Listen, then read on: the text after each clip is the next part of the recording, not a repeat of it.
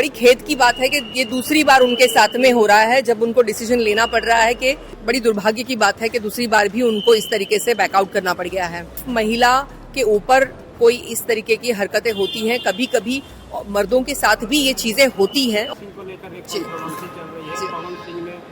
है चुनाव न लड़ने का भी ऐलान कर दिया है कि मैं चुनाव नहीं लड़ूंगा। किस रूप में देखते हैं? मुझे लगता है कि बहुत अहम डिसीजन है पवन जी का, और पवन जी बहुत सालों से लगातार कंटिन्यूअसली उस दिशा में मेहनत कर रहे थे और प्रचार करते हुए नजर आए हैं।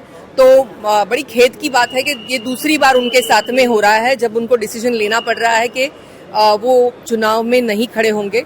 उनकी जनता का भी कुछ इसको लेके बड़ा स्ट्रांग रिएक्शन ही रहेगा। बट मुझे लगता है कि वैयक्तिक मुद्दे जब पब्लिक में आने लगते हैं या उस पे अपने पर्सनल लाइफ को आप पब्लिक लाइफ पे हावी होने देते हो, तो ये चीजें आपको डिसीजंस लेनी पड़ती है, और कुछ उन्होंने जरूर सोचा होगा। और बड़ी दुर्भाग्य की बात है कि दूसरी बार भी उनको इस तरीके से बैकआउट करना पड़ गया है। ज्योति सिंह प्रशांत किशोर से मुलाकात की और प्रशांत किशोर ने भी उन्हें भरोसा दिलाया है न्याय का, आखिर किस रूप में देखती हैं? मुझे लगता है कि अगर उन्होंने ऐसी कुछ चीजें फील किया है या गो थ्रू की है, तो क्या गो थ्रू किया है और किस लेवल तक गो थ्रू किया है वो सिर्फ वो महिला जानती है। और बात की सच्चाई तक जाना बहुत जरूरी है, क्योंकि कभी कभी रिश्तों में भले चीजें बाहर से अलग तरीके से दिखती हैं, लेकिन जब आप उनकी गहराई में जाते हैं तो आपको समझ में आता है कि कई रिश्ते क्यों नहीं चल पाते हैं या उनमें एक खटास क्यों पैदा होती है। और नो डाउट मैं हर औरत का रिस्पेक्ट करती हूँ, और अगर उनके साथ में गलत हुआ है तो उनको भी न्याय मिलना जरूरी है। लेकिन दोनों पक्ष, मतलब अब ये जमाना नहीं रहा है कि सिर्फ महिला के ऊपर कोई इस तरीके की हरकतें होती हैं, कभी कभी मर्दों के साथ भी ये चीजें होती हैं, और उसके लिए भी हमारे कानून में उस तरीके का लॉ आया है। सो इम्पोर्टेंट ये बात है कि हम जाने कि एग्जैक्टली हुआ क्या था, और बात की सच्चाई तक जब तक नहीं पहुंचते तब तक इस मुद्दे पर कोई भी टिक्का टिप्पणी करना सही नहीं होगा। और क्योंकि ये उनका पर्सनल और बहुत वैयक्तिक मामला है, तो मुझे लगता है कि इसको जाने बिना हम उस पर कमेंट नहीं कर सकते हैं। लेकिन जिस तरह से चर्चाएं चल रही है कि पवन सिंह जहाँ से चुनाव लड़ते वहीं से ज्योति सिंह चुनाव लड़ती, तो इस तरह की बातें देख करके कहीं पवन सिंह तो नहीं ऐसा फैसला लिया है चुनाव न लड़ने का? हो भी सकता है, और शायद वो अपने पर्सनल लाइफ से ही इतना तकलीफ में गुजर रहे हैं कि उनको ये डिसीजन सेकंड टाइम लेना पड़ गया हो कि मैं इसमें सबसे बेस्ट डिसीजन यही होगा कि मैं चुनाव ना लड़ूं। तो पॉसिबल है, ऑफ कोर्स पॉसिबल है। एक तरफ कलाकार और दूसरी तरफ राजनीति, जैसा कि राजनीति में आने की बात आप कभी स्वीकार नहीं कर रही है राजनीति। और नहीं, मैं ये नहीं कह रही हूँ कि मैं राजनीति में आना नहीं चाहती हूँ।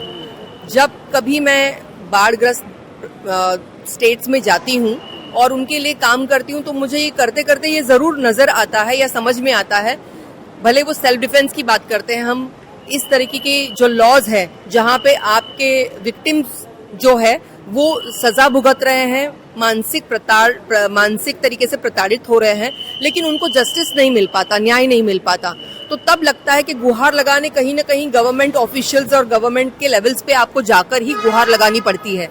तो हो सकता है कि कभी अगर ऐसे पद पे आप आ जाएं तो शायद जस्टिफाई उन चीजों को करें।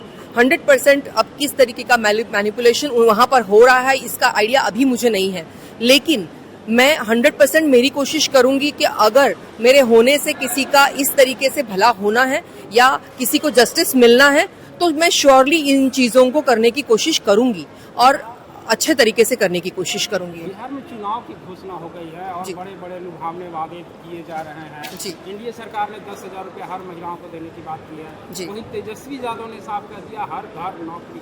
बिल्कुल अच्छा मानती है तेजस्वी? मैं 100% इसमें तेजस्वी जी को अच्छा मानती हूँ, क्योंकि मुझे लगता है कि लोगों को फोकट के पैसे लेने में कोई इंटरेस्ट नहीं है। आप उनको रोजगार दीजिए ना, उनको रोजगार दीजिए, उनको काम चाहिए। उनको क्यों पलायन करके मुंबई जाना पड़ता है? मेरे पास सबसे ज्यादा नंबर्स में लोग आते हैं इसलिए कि आप हमको काम पे लगवाइए, क्योंकि मैं वो काम करती हूँ।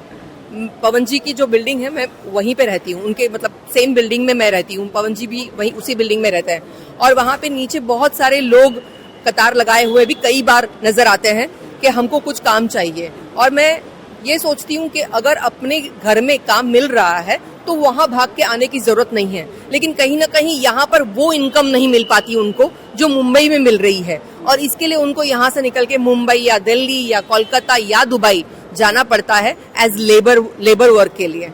तो ऐसे लोगों के लिए अगर यहाँ रोजगार होगा तो उन बेचारों को वो अपने परिवार के साथ भी रह सकते हैं और उसी के साथ वो अपना काम करते हुए अपने परिवार को भी टाइम दे सकते हैं।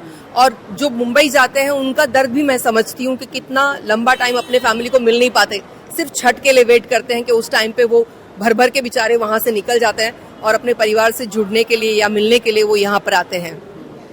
तो लगता है कि इस बार चुनावी मुद्दा यह सब हावी रहेगा, 10,000 रुपये और नौकरी की बात? मुझे लगता है कि देखिए 100% होना चाहिए, क्योंकि रोजगार ये बहुत अहम मुद्दा है।